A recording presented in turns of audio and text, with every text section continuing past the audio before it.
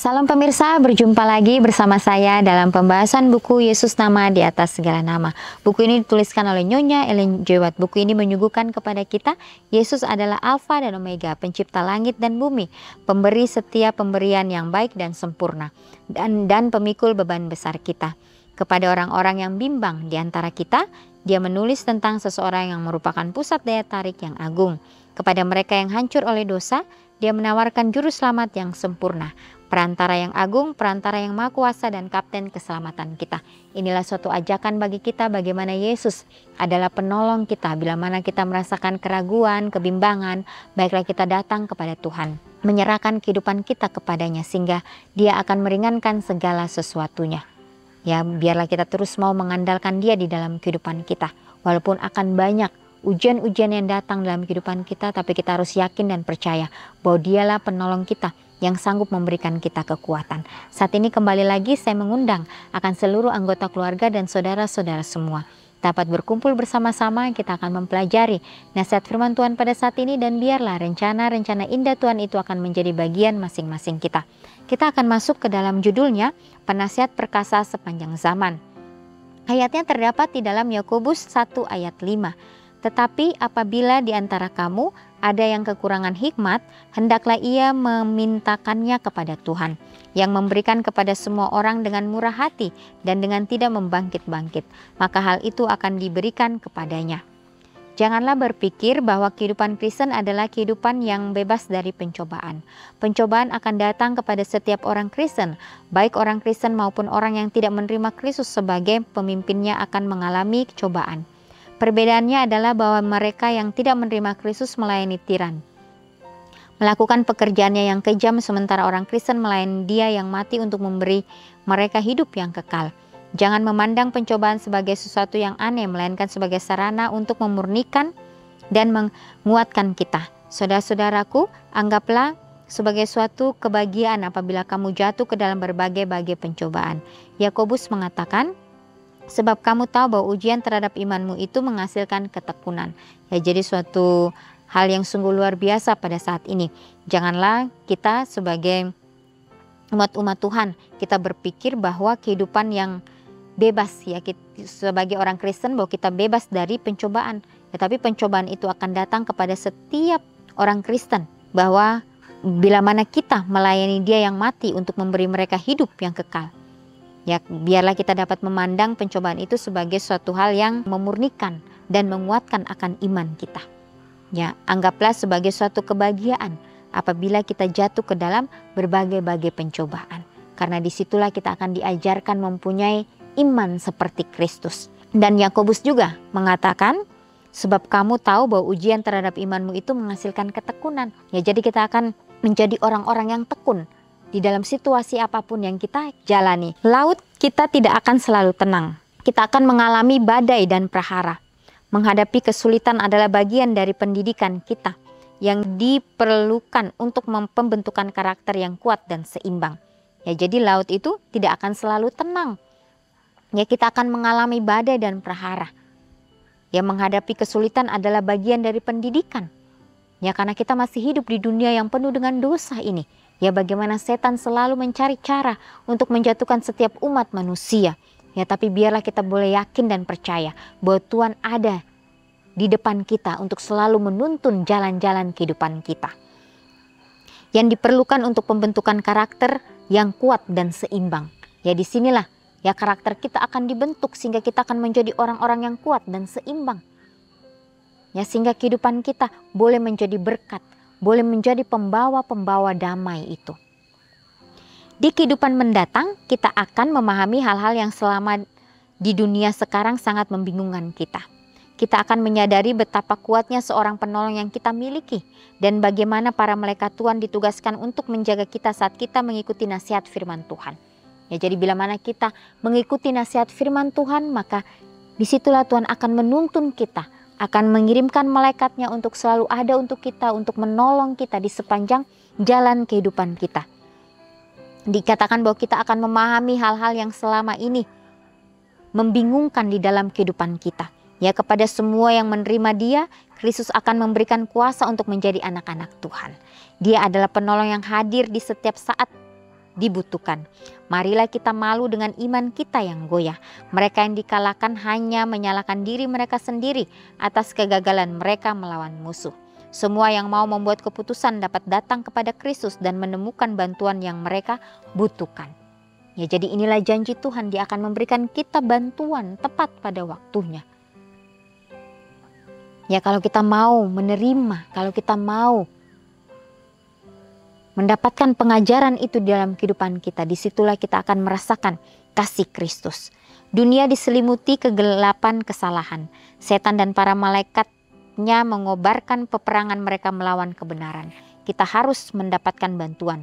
Tetapi bantuan yang kita butuhkan tidak akan datang dari manusia. Ya, kita harus memandang kepada Dia yang telah berkata kepadaku, diberikan segala kuasa di surga di bumi. Sesungguhnya aku menyertaimu senantiasa bahkan sampai kepada akhir zaman. Ya, jadi pertolongan kita bukan datang dari manusia. Bukan datang dari diri kita sendiri. Bukan datang dari keluarga kita. Bukan datang dari tetangga kita. Bukan datang dari suami istri kita atau anak kita. Tetapi pertolongan itu datang dari Tuhan yang mempunyai langit dan bumi ini. Ya, betapa pentingnya kita mempunyai penyerahan sepenuhnya hanya kepada Kristus. Di sana berdiri di antara kamu penasehat perkasa sepanjang zaman yang mengundangmu untuk menaruh kepercayaanmu kepadanya.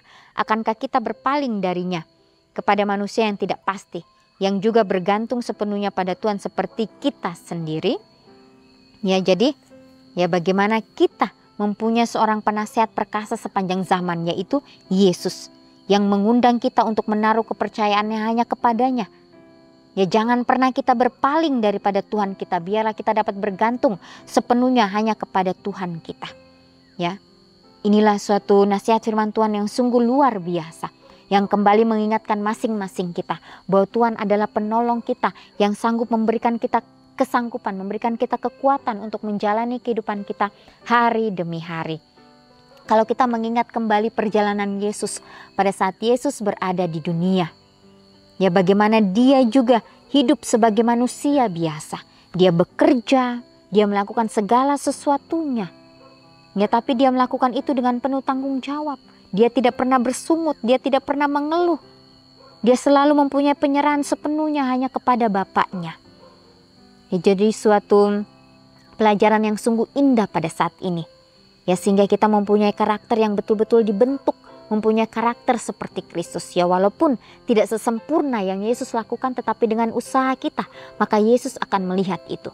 Setelah 30 tahun Yesus berada di keluarga Yusuf dan Maria, bagaimana Dia menjalankan akan misinya untuk menyelamatkan akan dunia ini. Disitulah Dia memanggil ke-12 muridnya. Dia mengumpulkan mereka.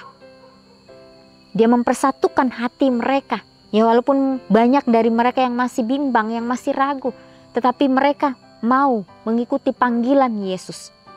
Dan Yesus harus berkorban dulu di atas kayu salib. Dia mati dan Dia bangkit, baru murid-murid mengerti akan misi Tuhan di atas dunia ini. Sehingga murid-murid ini pun dapat dipakai sesuai dengan kehendak-Nya. Ya, begitu pula dengan kita saat ini.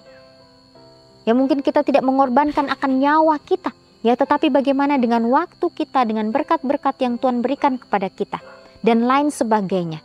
Biarlah kita mau mengambil bagian di dalam pekerjaan Tuhan, untuk menjalani apa yang Tuhan sudah perintahkan bagi masing-masing kita.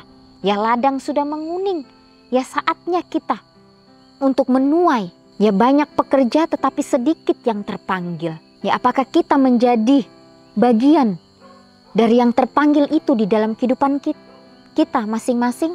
Ya, pribadi lepas pribadi. Baiklah kita tanyakan kepada Tuhan, Tuhan, apa yang harus saya lakukan hari ini? Bantu saya Tuhan untuk dapat melakukan setiap kehendak-Mu di dalam kehidupan kita. Ya, sehingga saya pun dapat dipakai sesuai dengan kehendak-Mu. Ya, akan banyak tantangan, rintangan yang akan kita hadapi, tapi kita harus yakin bahwa Tuhan ada di depan kita untuk menuntun kita. Ya, jangan sampai kita seperti imam-imam pada zaman dahulu. Seperti pemimpin-pemimpin dahulu, mereka sudah mengerti firman Tuhan, tetapi mereka mengeraskan hati mereka. Mereka mau membuat apa yang mereka jalankan dalam kehidupan mereka sendiri. Karena pada saat Yesus datang, itu mengorek akan kenyamanan mereka. Makanya mereka tidak senang dengan kehadiran Yesus, sehingga mereka mau membinasakan Yesus. Ya, tapi ada juga orang-orang yang percaya, yang mempunyai hati yang tulus. Ya, disitulah Yesus memakai mereka. Ya, sehingga bagaimana Tuhan dapat memakai kita manusia yang biasa ini, manusia yang penuh dengan dosa, untuk dapat menjalankan akan setiap perintahnya. Ya, biarlah setiap nasihat-nasihat firman Tuhan yang kita sudah dengarkan, yang kita sudah baca sendiri, biarlah kita dapat doakan dengan sungguh-sungguh, sehingga kita dapat praktekkan di dalam kehidupan kita masing-masing. Ya, karena dunia kita semakin dekat kepada kedatangannya. Ya, jangan sampai kita ditemukan tidak setia. Ya, baiklah mulai dari sekarang kita mau melatih kehidupan kita.